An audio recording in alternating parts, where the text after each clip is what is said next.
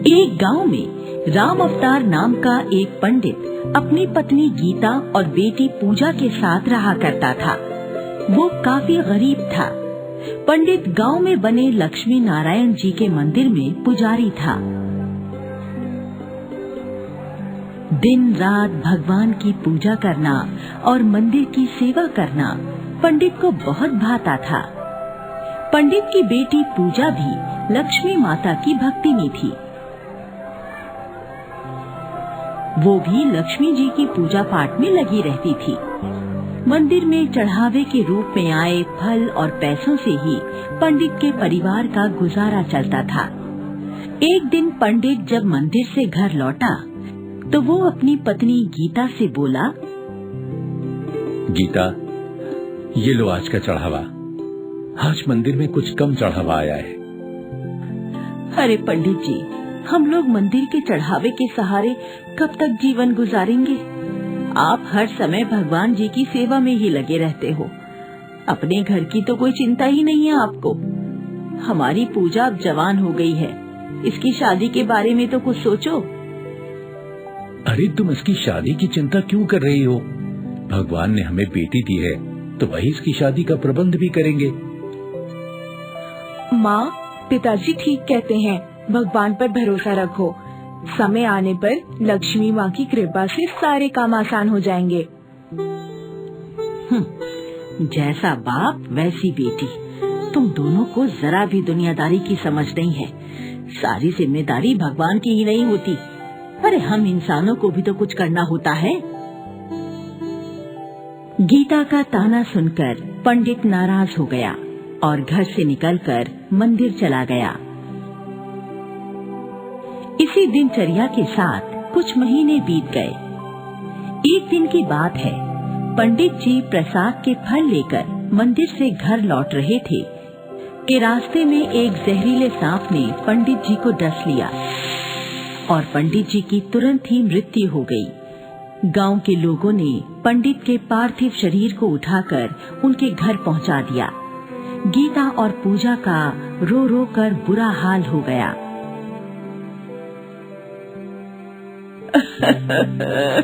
हे भगवान, ये क्या कर दिया?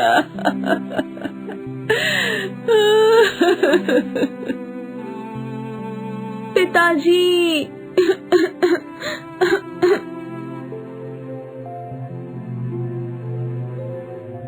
पंडित जी की मृत्यु का समाचार सुनकर दूसरे गांव से उनका बड़ा भाई और भाभी भी आ गए। फिर पंडित जी का अंतिम संस्कार कर दिया गया। इस घटना को घटे कुछ दिन बीत गए। पंडित जी की मृत्यु के बाद घर की हालत और भी खराब हो गई। गीता के लिए घर का खर्चा चलाना दूभर हो गया, तो पूजा के ताऊ जी अपने पैसों से घर का खर्चा चलाना शुरू कर देते हैं। पूजा के ताऊ और ताई बेहद ही लालची और दुष्ट स्वभाव के लोग थे। एक दिन पूजा की ताई पूजा के ताऊ से कहती हैं,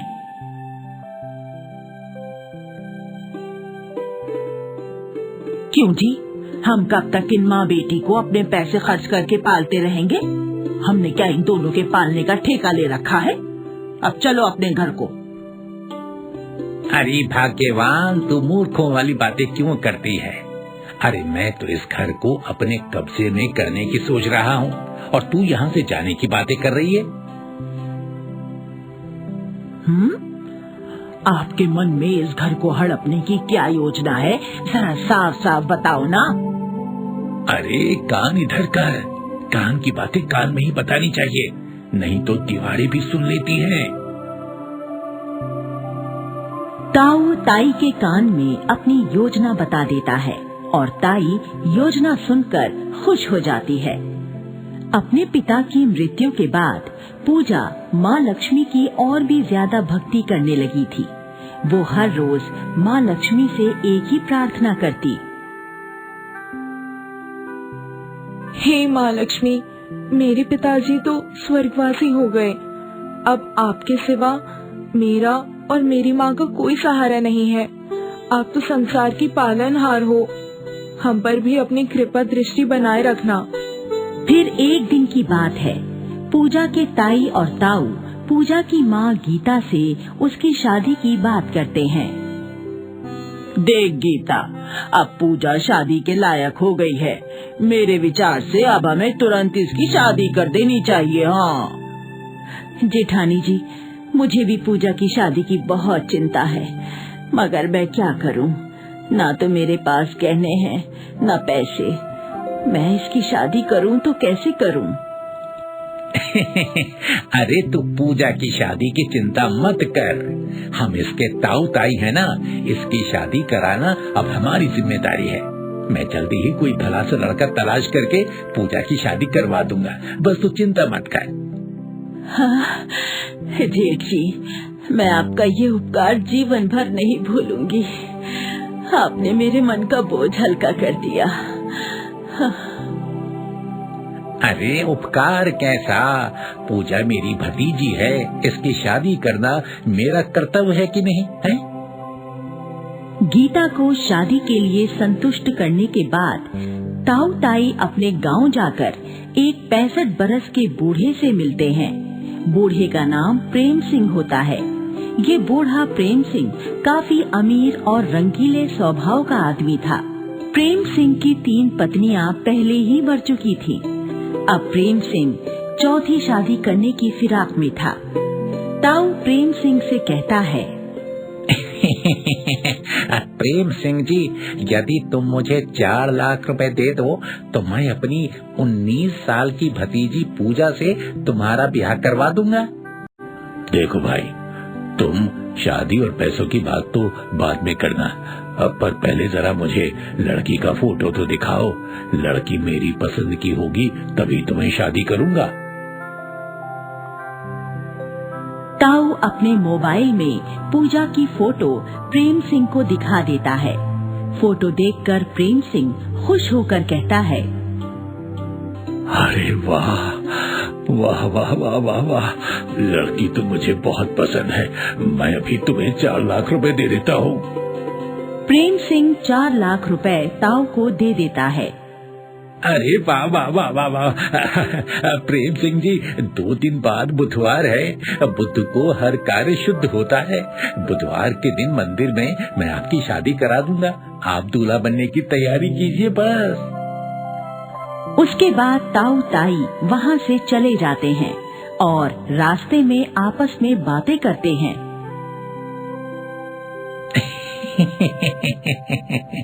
अरे भाग्यवान, देखा तूने मेरी दुष्ट बुद्धि का कमाल। 4 लाख रुपए तो मैंने पूजा की शादी से ही कमा लिए, और अब शादी कराने के बाद गीता से उसका घर भी मैं अपने कब्जे में ले लूंगा।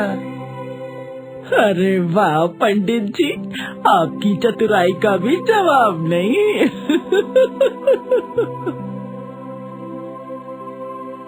फिर 2 दिन बाद बुधवार आ गया। गीता और ताई ने पूजा का श्रृंगार करके उसे दुल्हन बनाया और लक्ष्मी नारायण जी के मंदिर लेकर गईं। रास्ते में ताई पूजा को कहती हैं, देख पूजा बिटिया, तेरे ताऊ जी ने तेरे लिए बहुत ही भला और सुंदर लड़का तलाश किया है। तू अपने ससुराल में ऐश करेगी, ऐश। हाँ।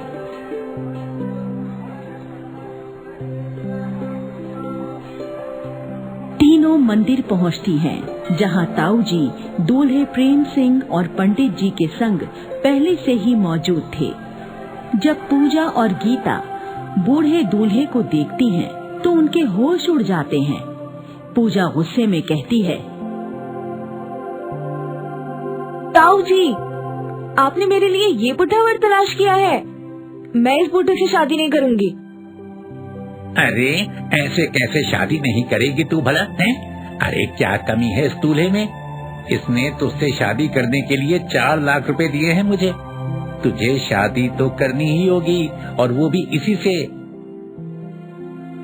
अरे तुझ भिखारन से शादी करने के लिए कोई राजकुमार तो आने से रहा।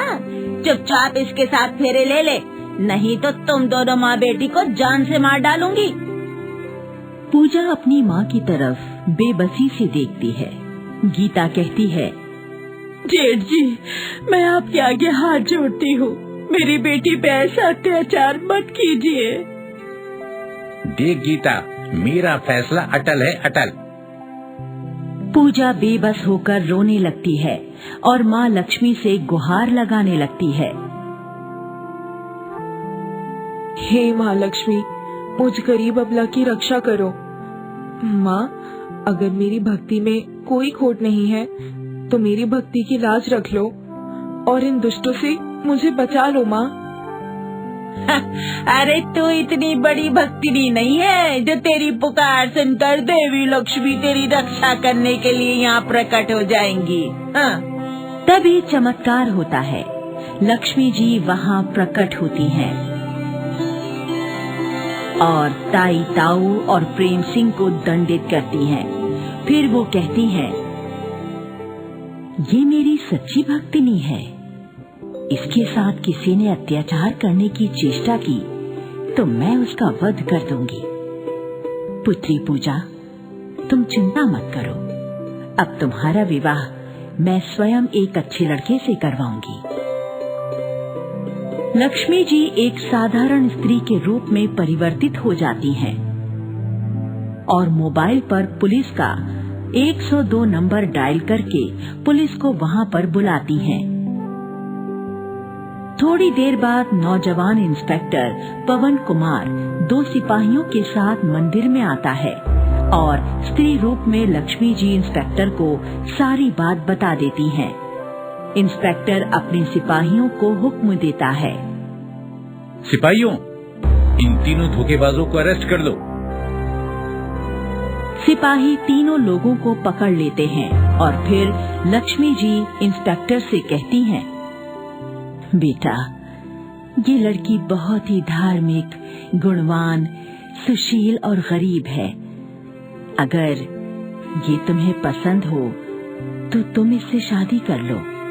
माताजी, मुझे ऐसी ही सुंदर और गुणवान लड़की की तलाश थी। माँ लक्ष्मी की कृपा से आज मुझे मेरी पसंद की लड़की मिल ही गई। मैं इसके संग शादी करने के लिए तैयार हूँ। माँ लक्ष्मी के संरक्षण में पूजा और पवन कुमार की शादी हो जाती है। माँ लक्ष्मी पूजा को आशीर्वाद देती है, मेरा आशीर्वाद सदैव तुम्हारे साथ रहेगा, सदा सुखी रहो, तुम्हारा घर धन धान्य से भरा रहे। आशीर्वाद देकर माँ लक्ष्मी मंदिर के अंदर चली जाती हैं और स्त्री रूप त्याग कर अपने असली रूप में आकर लक्ष्मी जी की प्रतिमा के अंदर समा जाती हैं। सच्चे मन से की गई भक्ति कभी विफल नहीं जाती। तभी तो पूजा की पुकार सुनकर माँ लक्ष्मी उसकी रक्षा के लिए दौड़ी चली आई, दुष्टों को दंड दिया और पूजा की शादी भी करवाई। पूजा को उसकी भक्ति का फल मिल गया।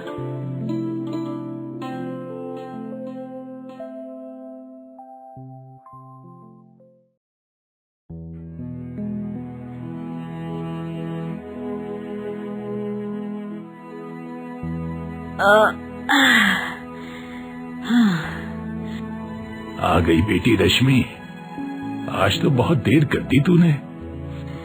हाँ बापू, आज मजदूरी मुश्किल से ही मिली, इसलिए देर हो गई।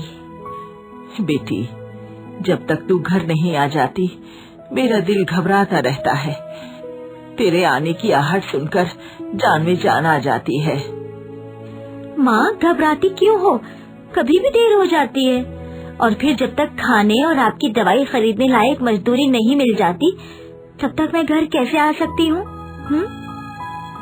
बेटी, काश मैं अंधा ना होता तो कहीं कोई काम करके घर चला रहा होता, पर मैं बहुत मजबूर हूँ बेटी। बापू, मेरी जैसी बेटी के होते हुए आप क्यों घबराते हैं? तेरा भाई भी सूरज बस नाम का ही सूरज है। सच तो ये है कि उसी की वजह से इस घर में अंधेरा है। अपने घर की जिम्मेदारी संभालने के बजाय अपने आवारा दोस्तों के साथ घूमना और जुआ खेलना, बस उसने तो इसे ही अपना फर्ज समझ रखा है। अगर मेरी टांगों में जान होती तो उसे ढूंढकर ऐसा सबक सिखाती कि अकल ठिकाने आ जाती उसकी। छोड़ो भी माँ, क्यों खुद को हल्कान करती हो? जब मैं तुम्हारे साथ हूँ तो किसी और के बारे में सोचने की क्या जरूरत। माँ, अन्नपूर्णा के आशीर्वाद से एक दिन देखना सूरज भैया भी घर आ जाएंगे। बेटी, तुझे माँ अन्नपूर्णा पर भरोसा है और हमें तेरे भरोसे पर भरोसा है। अच्छा, ये लो बापू आपकी दवाई, और अब मैं सबके लिए खाना बनाती हूँ। रश्मि रोज की तरह थकी हारी घर आकर रोटी बनाने में लग गई। उसने 6 रोटियां बनाई। वो रोज रात को 6 ही रोटियां बनाती थी। इससे ज्यादा बनाने की उसकी कभी बिसाती नहीं हुई। 2 रोटी बापू के लिए, 2 माँ के लिए और 2 अपने लिए। 6 रोटियां बनाकर साथ में चटनी रखी और माँ बापू के पास आ गई। लो बापू अपनी रोटी, और माँ ये रही आपकी रोटी। ला बेटी, मैं तो अन्नपूर्णा माँ से हमेशा यही प्रार्थना करती हूँ कि हमारी सुन ले और हमारी मदद करे। अरे रश्मि की माँ, रश्मि के रूप में माँ अन्नपूर्णा ही तो हैं जो हमें रोज खाना खिलाती हैं। चल अब खाना खा ले। रश्मि ने माँ और बापू को उनके हिस्से की 2-2 रोटियां दी और अपने हिस्से की 2 रोटियां लेकर भूरी के पास आ गई। रश्मि अपने हिस्से में से 1 रोटी भूरी गाय को खिलाना नहीं भूलती थी, जो सारा दिन कहीं भी रहे शाम को रश्मि के इंतजार में उसके दरवाजे के बाहर आकर बैठ जाती थी। ले भूरी, ये है तेरी रोटी, तू अपनी रोटी खा और मैं अपनी रोटी खाती हूँ।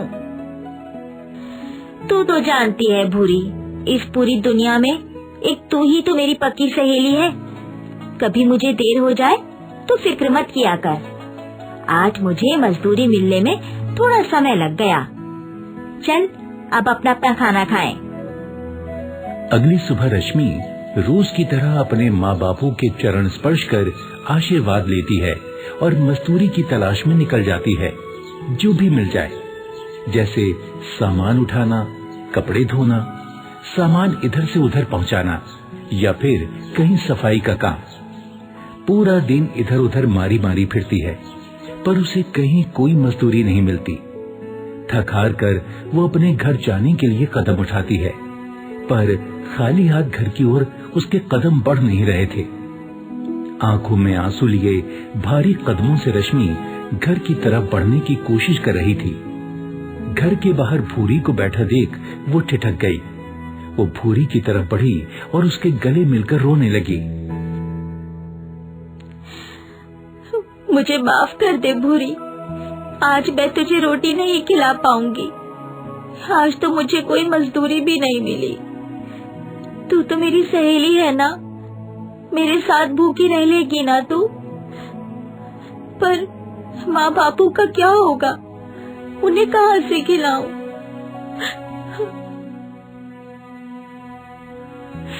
माँ बापू का भूखा रहना तो मैं कभी नहीं देख सकती। भूरी रश्मि का कपड़ा पकड़कर खींचने लगी। अरे मैं जानती हूँ तुझे भूख लगी है, पर ये कपड़ा खाने से कुछ नहीं होगा, छोड़ दे इसे। पर भूरी उसी तरह कपड़े को पकड़कर रश्मि को खींचने लगी और आगे की तरफ चल पड़ी। अरे ये क्या भूरी, तू मुझे कहाँ ले जाना चाहती है? ठीक है चल, वैसे भी खाली हाथ माँ बापू के सामने जाने की हिम्मत नहीं है, तेरे साथ ही चलती हूँ। भूरी रश्मि को खींचते हुए एक मंदिर के पास ले गई। मंदिर पर लिखा है माँ अन्नपूर्णा का मंदिर। ये क्या भूरी, तू मुझे यहाँ क्यों लाई है? इस समय शाम को माँ अन्नपूर्णा के मंदिर? तू तो जानती है मेरे हाथ खाली हैं, माँ को भेंट चढ़ाने के लिए मेरे पास कुछ नहीं है। भूरी जोर से रंभाना शुरू करती है। तेज प्रकाश होता है और भूरी की जगह माँ अन्नपूर्णा देवी प्रकट हो जाती हैं। माँ, आप? हाँ बेटी रश्मि, आज तेरे पास भेंट चढ़ाने के लिए कुछ नहीं है तो क्या? इतने दिनों से तो तू अपने हिस्से की रोटी मेरे साथ बांट रही है, मुझे खाना खिला रही है और अपने माता पिता को भी। आज मेरी बारी है तुझे और तेरे माता पिता को खाना खिलाने की। ये देख। ये कहते ही माँ अन्नपूर्णा ने जिस ओर इशारा किया था, रश्मि ने उस ओर नजर डाली तो वहाँ तरह तरह के पकवान सजे थे। लो, आज अपनी सहेली की ओर से तुम भी खाओ और अपने माता पिता को भी खिलाओ। आपका बहुत धन्यवाद माँ, पर मुझे ऐसा आशीर्वाद दीजिए कि मेरे बापू की आंखें भी ठीक हो जाएं और मेरी माँ भी चलने फिरने लगे। तुमने एक गाय की सेवा की है। गाय के शरीर में सभी देवी देवताओं का वास होता है।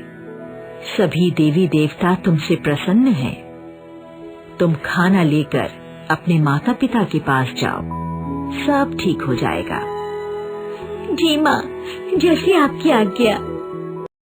रश्मि ने अच्छे अच्छे खानों से भरे 2 थाल उठाए और घर की ओर चल दी।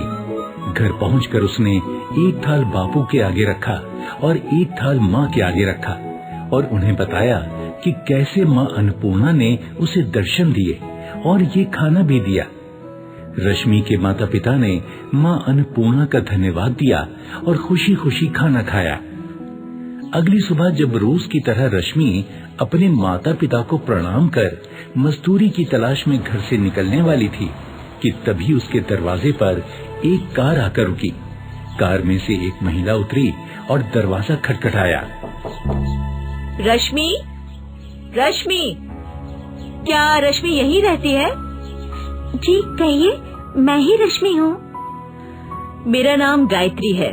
दरअसल मुझे अपने घर के लिए एक भरोसेमंद काम करने वाले की जरूरत है। मेरे भाई की गोपीनाथ बाजार में दुकान है।